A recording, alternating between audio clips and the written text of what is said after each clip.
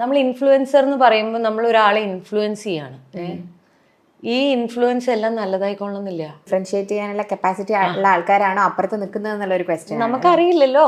അത് കാരണം ഞാൻ I just completely shut down. ഞാൻ എന്തെങ്കിലും ഇടും, അതിട്ട് കഴിഞ്ഞാൽ ഉടനെ കുറേ എൻ്റെ ഇടയ്ക്ക് കുറേ എന്നെപ്പറ്റി എന്തൊക്കെയൊക്കെ വന്നിട്ടുണ്ടായിരുന്നു. ഇതിനെപ്പറ്റി തന്നെ സംസാരിക്കുള്ളൂ എൻ്റെ താഴെ. പിന്നെ വളരെ സെക്ഷുവലായിട്ടുള്ള ഡിമീനിങ് ആയിട്ടുള്ള കോമൻസ് വരാൻ തുടങ്ങി. പിന്നെ കുറേ പോർട്ടൽസിൽ നമ്മൾ ചെയ്യണത് നോക്കി അതിന് അവരുടേതായ വിവാദവും കാര്യങ്ങളും അവർ തന്നെ ഒരു സ്റ്റോറി മെനഞ്ഞിട്ട് ഞാൻ രാവിലെ എണീറ്റ് നോക്കുമ്പോഴാണ് ഓ എൻ്റെ ലൈഫ് ഇങ്ങനെയാണോ എന്ന് ഞാൻ അറിയാം. ഫാമിലി മെമ്പർ അല്ലെങ്കിൽ ഒരു ഫ്രണ്ടിനെ ആ രീതിക്ക് കാണാൻ പറ്റാത്ത ജനങ്ങൾ അത്രയും ജോബ്ലെസ് ആയത് കഴിഞ്ഞപ്പോൾ സത്യം പറഞ്ഞു കഴിഞ്ഞാൽ social media has taken over as A voyeurism. എല്ലാവരുടെയും ജീവിതത്തിലേക്ക് കണ്ണും നട്ട് നോക്കിയിരിക്കുന്ന ജോബ്ലെസ് ആയിട്ടുള്ള, അതോ ഈ എഴുതുന്നവരുടെ ഒന്നും അക്കൗണ്ട്സ് ഒറിജിനൽ അക്കൗണ്ട്സ് അല്ല, മനസ്സിലായി, ഫേക്ക് ഐഡന്റിറ്റിയുടെ പുറകിൽ നിൽക്കുന്ന. അപ്പോൾ കുറേ ഇങ്ങനെ ആയിക്കഴിഞ്ഞപ്പോഴത്തേക്കും once I lose my tempo. എൻ്റെ ഇൻസ്റ്റഗ്രാമിൽ ഞാൻ അത് ഇട്ടിട്ടുണ്ട്. അതൊരു 4.5 ലക്ഷം പേര് 2 ദിവസത്തിൽ കണ്ടു.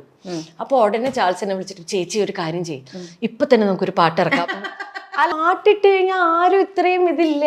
ഇതിന്റെ ഒരു പകുതി കാൽഭാഗം പോലും ആൾക്കാർ ശ്രദ്ധിക്കുന്നില്ല. പിന്നെ പണ്ട് 5 മിനിറ്റ് പാട്ടൊക്കെ ഉണ്ടായിരുന്നു. 6-ാം തമ്പുരാന്റെ പാട്ട് 10 മിനിറ്റ് ആയിരുന്നു. വളരെ സുഷുപ്തമായിട്ട് ക്ഷമയോടെ കേട്ടോണ്ടിരുന്ന മലയാളികൾക്ക് 3 മിനിറ്റ് പാട്ട് കേൾക്കാനുള്ള ക്ഷമയില്ല.